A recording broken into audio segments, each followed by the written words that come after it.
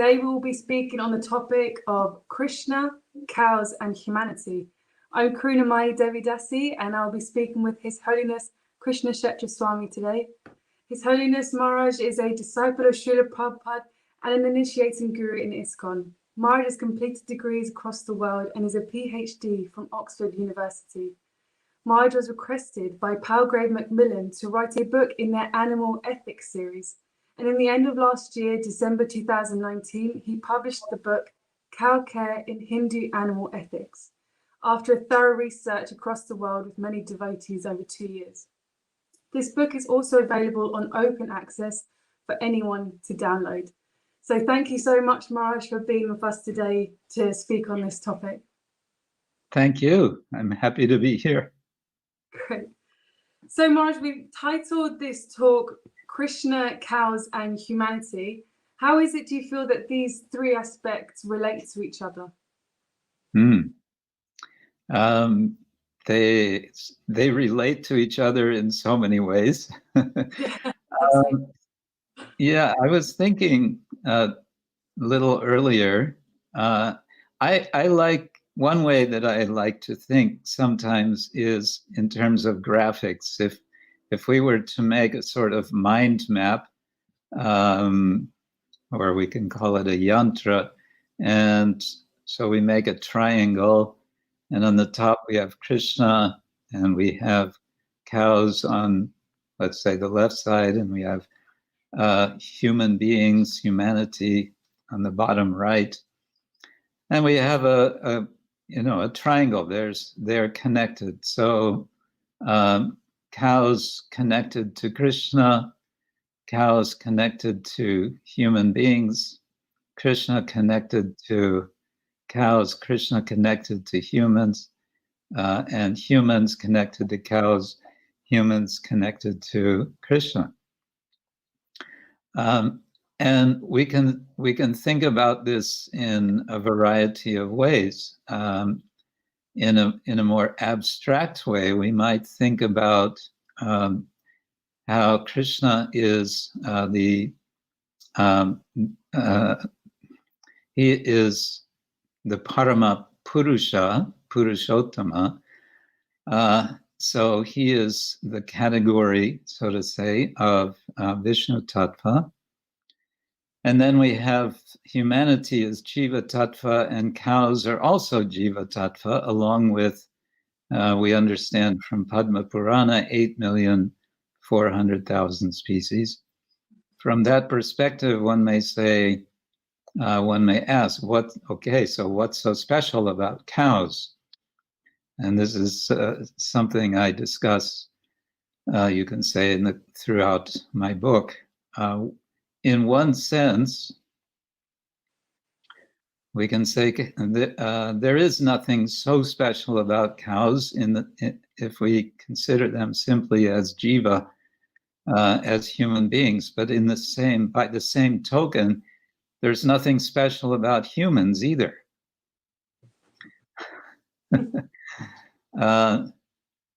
And so then we consider, we have understanding there is something special about humans. What is that?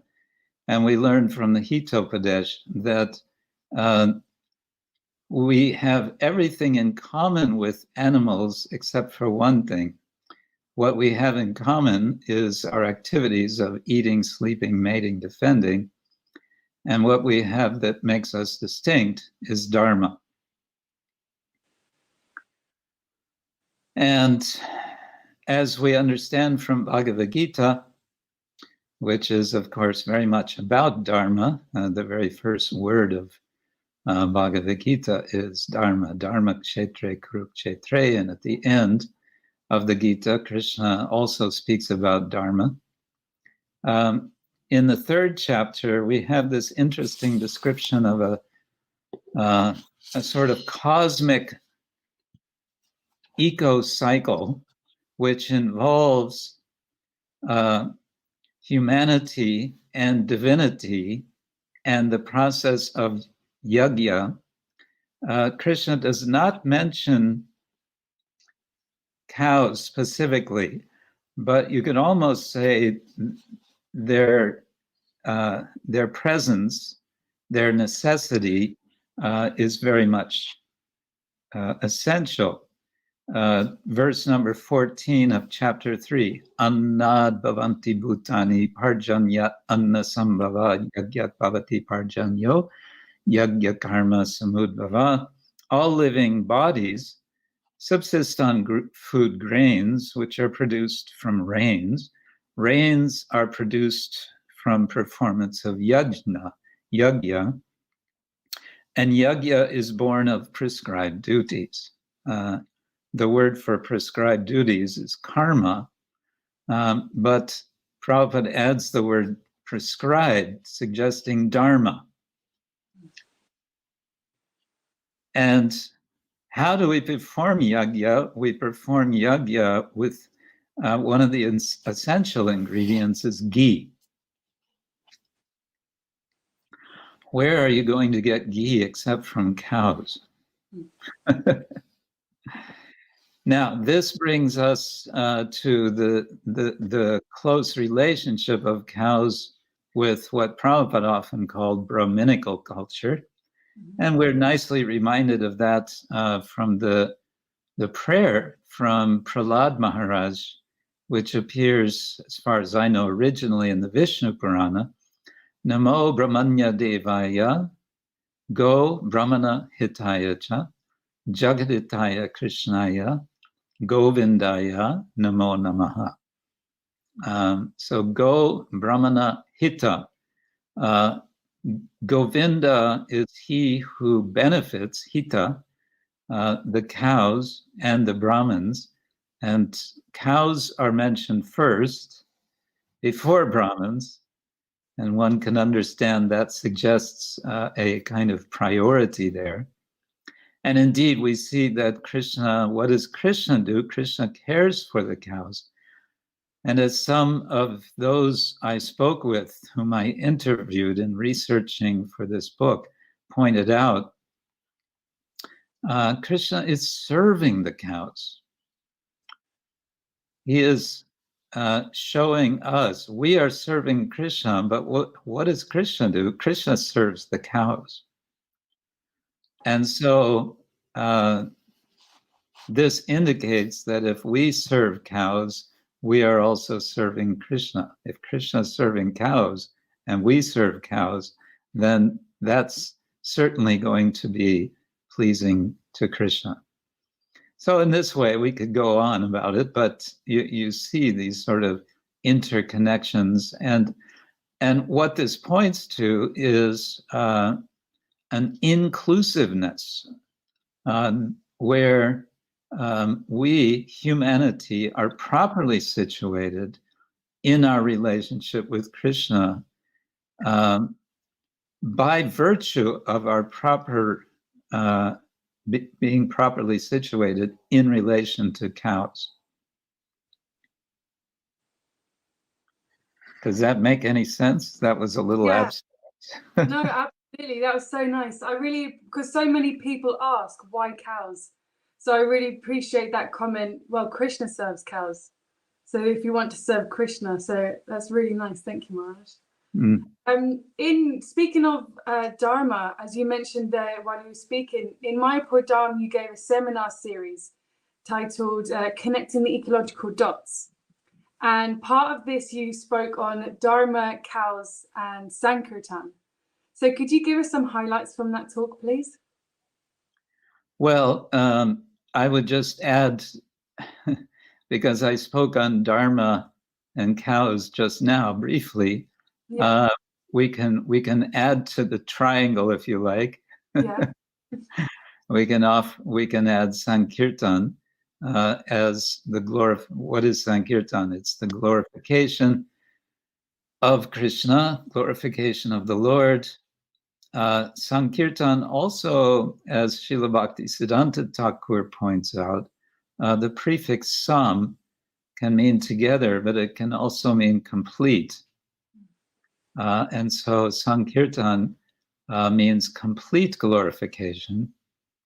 So the complete glorification of Krishna takes place when we glorify Krishna and his associates, his devotees, and his associates, his devotees, of course, include cows. And I was just reading yesterday, I think, Srila Prabhupada points out that Krishna embraces the cows. Krishna embraces the cows, and Krishna embraces the gopis. And so there's an equality there. there's a recognition that both gopis and cows are devotees, and therefore Krishna is embracing them. He's embracing all the devotees. And so the complete glorification of Krishna includes the care for cows. Furthermore, what is our outreach? We are trying to reach people in such a way that they will be attracted, of course, to Krishna and to the way of life of the devotees. And the way of life of the devotees, for people to be attracted to, we want to, as we say, we want to walk our talk. And our talk, following Srila Prabhupada and our tradition, is plain living and high thinking, to demonstrate the plain living aspect, which then fosters, and we would say makes possible, the high thinking. Cows must be present. Cows are integral to the program of plain living in so many ways. I know the devotees, some devotees in Australia, when they go out on Sankirtan, on Harinam, they hand out leaflets about the cow protection program, and that attracts a lot of people to the farm. Yeah, yes, exactly. So I'd really like to speak about your book, which we mentioned at the beginning and you brought up a couple of times already, and it is titled Cow Care in Hindu Animal Ethics. But how do people from other cultures and other faiths can relate to the idea of cow protection and animal ethics? Yeah, good question. First, I want to explain why I made the title as I did. The reason was the invitation. Small correction. Kalakanta said that I was invited by the publisher. I was invited by the editor of a book series on animal ethics, which is being published by this particular publisher, Palgrave Macmillan. And this editor is a friend of mine. He's a wonderful person who is a champion of animal care, animal protection, and he is also the director of the Oxford Center for Animal Ethics. And over, I think, at least 3-year period, he was suggesting to me, why don't you write a book about Hinduism and animal ethics? And one day he said to me, I really would like you to write this book because you're a practitioner. And when he said that, the bells started ringing, and I thought, okay, this starts to sound like Krishna wants me to do this. And then I thought, okay, but it's a huge topic, and what I'd really like to write on in that case is about cows. But because the book series, because the invitation was to write on Hinduism specifically, I could understand I need to have the word Hindu in the title. Yeah. And of course, being in the title, I give considerable attention to this aspect in the book. But one emphasis that I make in the book is that cows are cows. And although many champions of cow protection in India emphasize their concern for indigenous Indian cows, what they like to call Deshi cows, we see with our own Acharya, the founder Acharya of ISKCON, Srila Prabhupada, that he never made any distinction between Indian indigenous and other cows. He made no distinction between Bos taurus and Bos indicus. These are the two sort of main divisions in the breeds of cows. And he very specifically encouraged that his followers should establish cow protection all over the world. And so that's something I emphasize in the book. I call attention to projects of cow protection, both in India and outside India. I interview people both in India and outside of India. And so the message I want to get across in the book is this is actually not about Hinduism as such. What is Hinduism anyway? So many.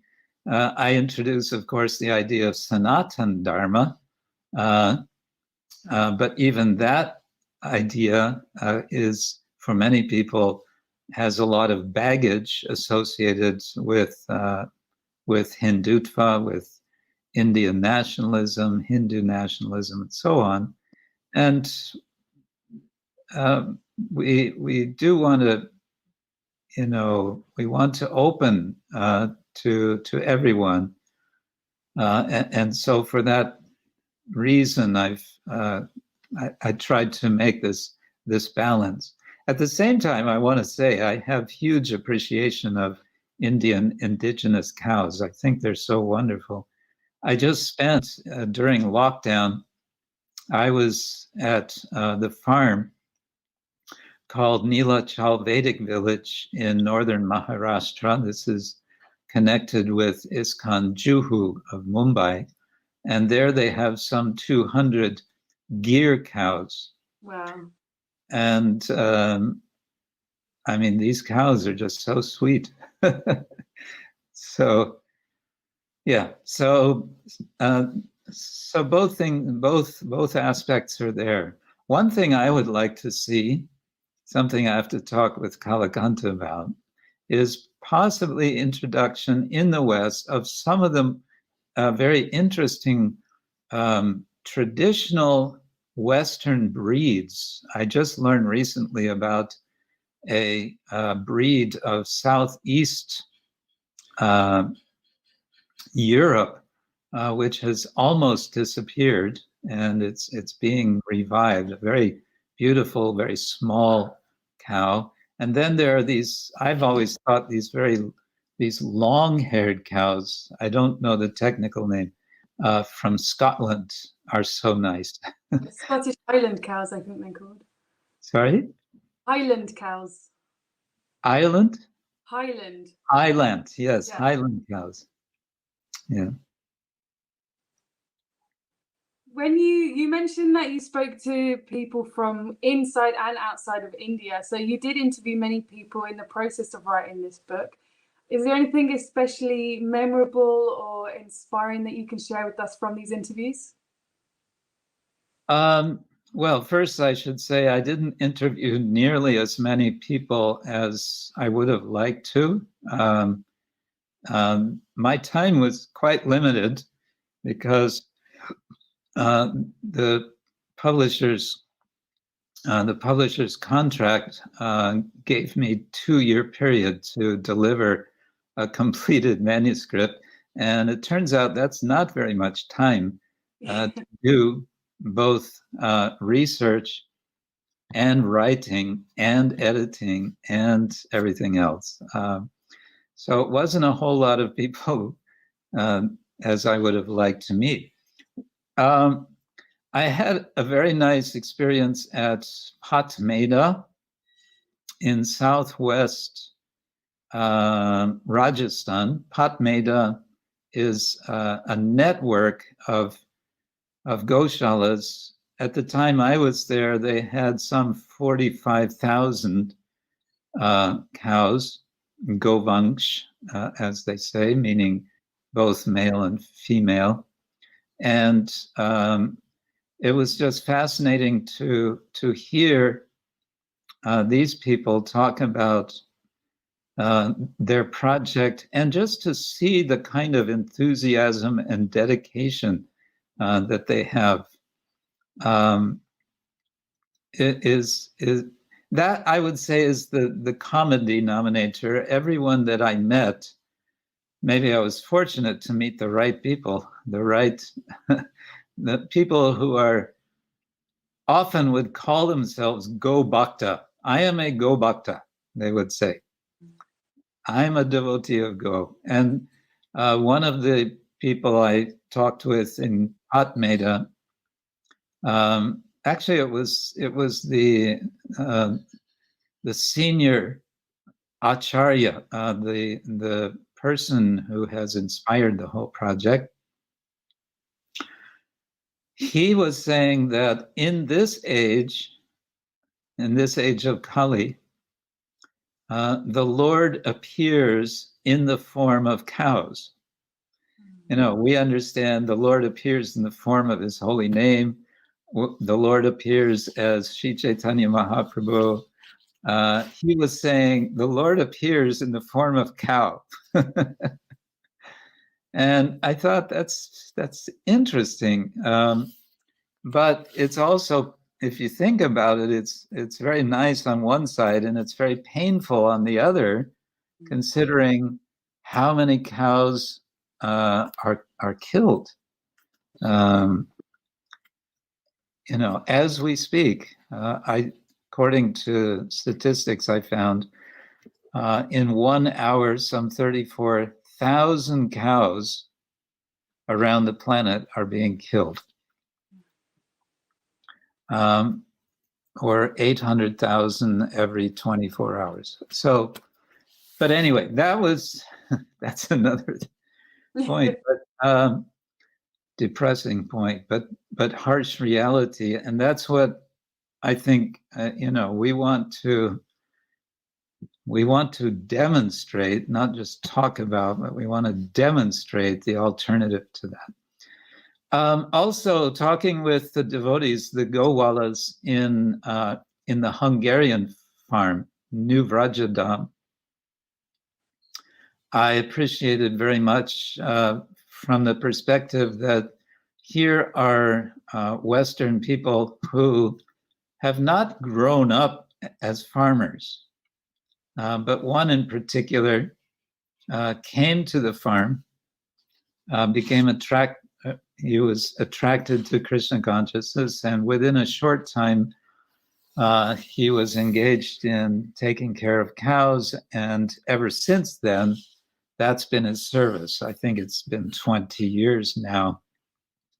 And what I've heard from him, not only him, from others, is how when you really work with the cows, you experience, and this will be something you can tell us about, I know, because you work with cows very closely. You get to know the individual cows, and you get to appreciate their individual features, their individual personality. And that has struck me every time I've talked with people. That's a kind of consistent point that they make. Absolutely. I used to always, people would say, oh, all the cows look the same. How do you know which one's which? And I said, I would say a herd of cows is like a classroom of children. They've all got different personalities and they all have different needs that need to be met. And when I was living with the cows, that's exactly how it was. They were all completely different from one to the next, and they had different needs. Some were very needy, and some would much prefer that you just gave them their space that they needed. So Yeah. yeah. I saw this also at Neela Chalvedic village in Maharashtra. Every morning I would go and watch as they were doing the morning milking.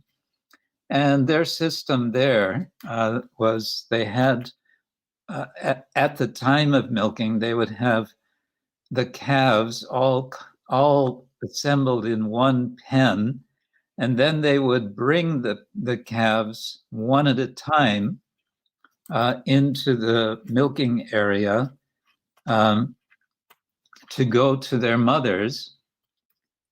And when they would come to the cow pen, I'm sorry, the calf pen, and there were about 40 calves in this pen, Dadaro or any of his assistants, they would call that calf, and without any difficulty, he knew who he was calling, even though to me they all looked very similar. He would be pushing some out of the way because they all wanted to go to their mothers at once, and he had to make space so that the one calf he was calling. So yeah, it's interesting to see that. It is, yeah. It's like a family dynamic. It feels like when you're with cows. Yeah. So you did say that we should be setting an example for these other people who are, there's such a wide range of cow slaughter at the moment, and a lot of it is down to a lack of education. These people just don't know, and we did see that in Australia, that people were doing this because it was in their family heritage, and that's all they knew was working with cows and selling on the cows. So we need to set in that better example. So do you feel that farm community development is now that next big step within ISKCON? It's certainly an important step, and along with that step, I would say we have to be a sort of resource for people who are thinking, this is really a good idea. I'd like to do something like this too. How would I go about doing it? If we can become a resource that's, of course, showing example, but also giving guidance, very practical guidance for people who say, okay, I want to do this too. I have some land, or I have some friends, we're going to get some land, and so on. Can you give us some advice? Yes, we have a whole team. We should have teams for that purpose. I mentioned this very briefly, almost at the end of my book. I have, in the final chapter, I have something I call cow care affirmations. Like in New Age sort of self-help books, you find this idea of affirmations. You want to, solve some problem in your life. You learn how to tell yourself something positive that's going to overcome that by speaking in the present tense, as if the problem is already solved. And so I've written six affirmations and elaborated on each one of these. And part of one of these has to do with education for the public. Absolutely. So do you think that, or how do you think leadership support for the essential development of agriculture and cow protection can be beneficial? Sorry, say again. Sorry, I think I worded that funny. How would the leadership support be essential for the development of cow protection and agriculture? What can the leaders be doing, or how can we be leading? I would say first thing leaders can do is talk about this. Mm. And although we say sort of cynically, talk is cheap, if we talk sincerely and just keep talking, one result is that those of us who are talking about it will become more convinced ourselves of what we're talking about, and we'll start feeling more compelled to also walk the talk. We can generate more energy, and we, in this way, follow what Krishna is saying also in third chapter of Bhagavad Gita, that whatever a leader does, others will follow, and whatever example he or she gives, all the world pursues. Then this will be a major step. I think we also want to, I think leadership does not have to come from those who are already designated leaders. Again, I mentioned this in the book. The real leaders of cow protection are those who actually do it and who have experience and know what they're talking about. Absolutely. But also leaders can manifest, especially among younger people. And you're there in England now. I've seen so many, young, energetic, very intelligent, professional people connected with the community of Vaishnavas who have so much potential with good ideas, which can lead to good organization, which can lead to, funding, which can lead to all kinds of things, and eventually we can start seeing a momentum building up, such that it gets to a point where, what? You don't have a cow? You don't have any cows? You don't have milk from protected? What? You're buying milk from the supermarket? There'll be a trend, just as we see a trend with veganism, a huge trend. We can have this trend. We can have a cow protection trend. That's nice. I was going to ask a question. I was going to ask for your thoughts on this quote, but you've pretty much responded to it already. But I'll read it out. It's from the UK GBC Pragosh Prabhu, and he recently said that a rise of the vegan movement is the wake-up call for devotees of Krishna to take cow protection and farm communities seriously, so that ISKCON can once again be at the forefront of being forward-thinking, innovative, and a beacon example for others to follow regarding this topic. So, as you are a member of the ISKCON Ministry for Cow Protection and Agriculture, what roles can the ministry be playing in assisting the communities to become that beacon and to become that example? I think it's very much what the ministry is now beginning to do in valuable ways, to bring more attention to the whole subject, to facilitate, to make it easy for people to get involved. Just like now, we're seeing this GoFundCows.org project, which I know is going to be officially launched in a couple of days. I'm stealing thunder. Sorry. So this, again, what I think also the idea of creating a standardization where there's a possibility of getting a stamp of approval, a stamp of being authorized and being up to standard, can be a significant step. Just like in the organic food industry, they have ways of acknowledging that some food is actually organic.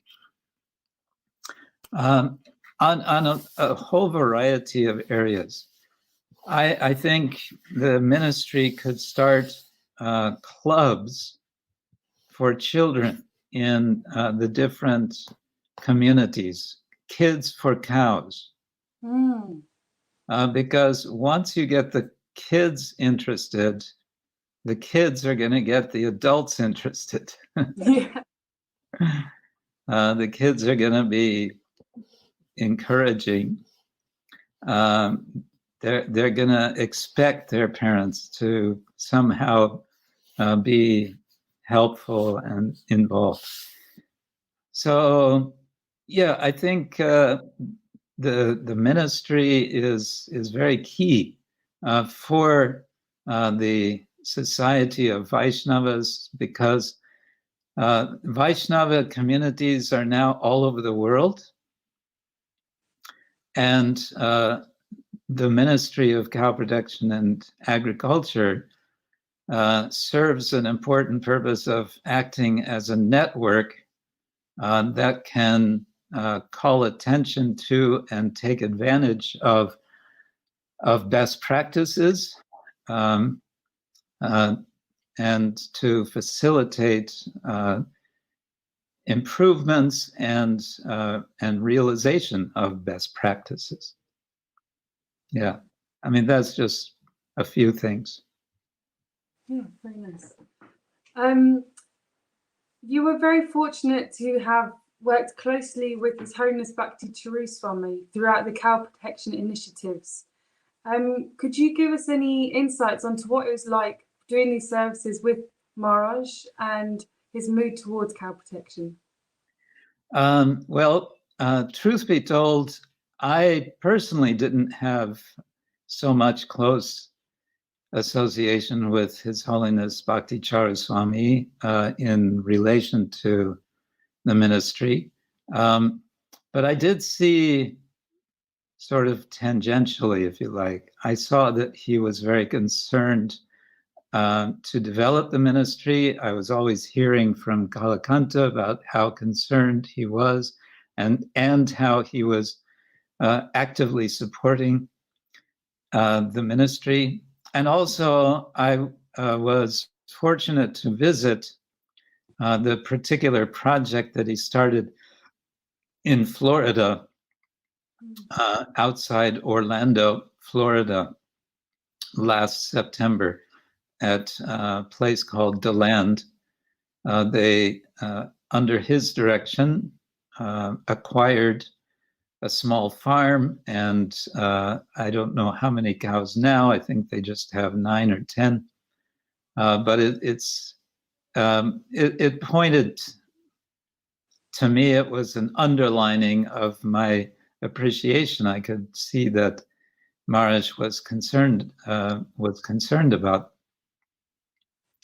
to the extent that he was giving time and attention and funding. And we're still grieving over his sudden departure, and his departure, as many will know, happened in Orlando. He was, as far as I know, his intention was to be at DeLand, at his farm, at that farm project.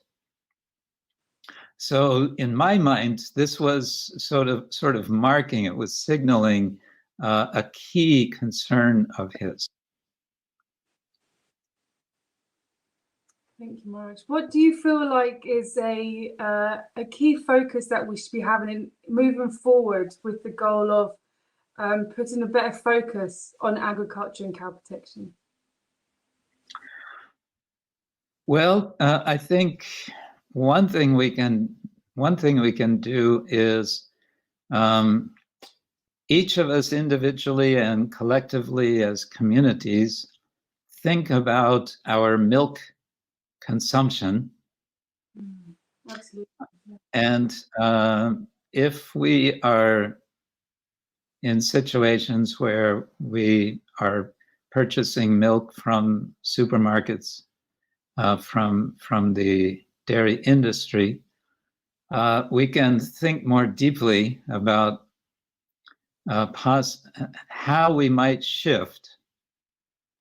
And we may initially be thinking, well, it's just not possible. But we should remember what Srila Prabhupada said about that word impossible. He said in a different context, he said, the word impossible is a word in a fool's dictionary. So we should be thinking, how is it possible? It must be possible. How is it possible? Let's see how it might be possible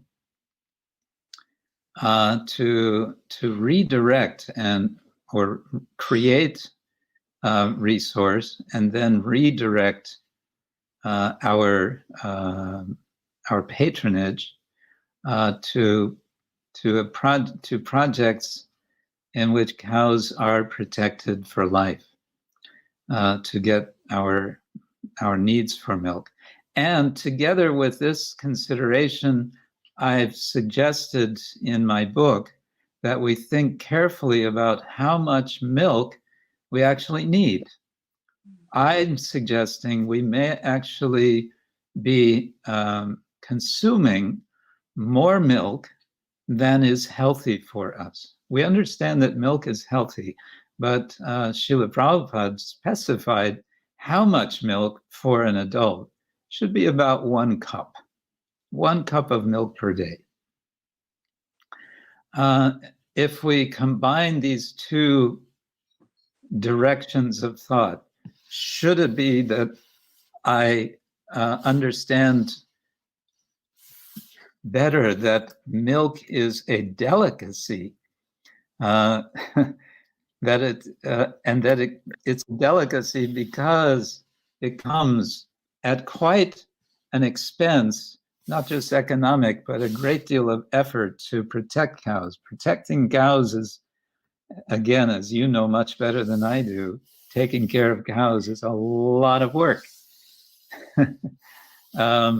Although the chief cow gowala at this farm in Maharashtra, I interviewed him and I asked him, what do you find most difficult about cow care? And he said, nothing is difficult. Nothing at all is difficult. But anyway, others will say, well, it's quite a challenge. So combining thinking about how much milk do we actually need, and can we get milk, what we need as a delicacy from protected cows, then I think we will make very good progress forward. That's great. Thank you so much, Maharaj, for your very insightful answers to all the questions today. Thank you so much. Can I just make again sort of a plug, if you like, yes, for my book? It is available. I did the GoFundMe process of fundraising so that we could make the book available free of charge through what's called open access.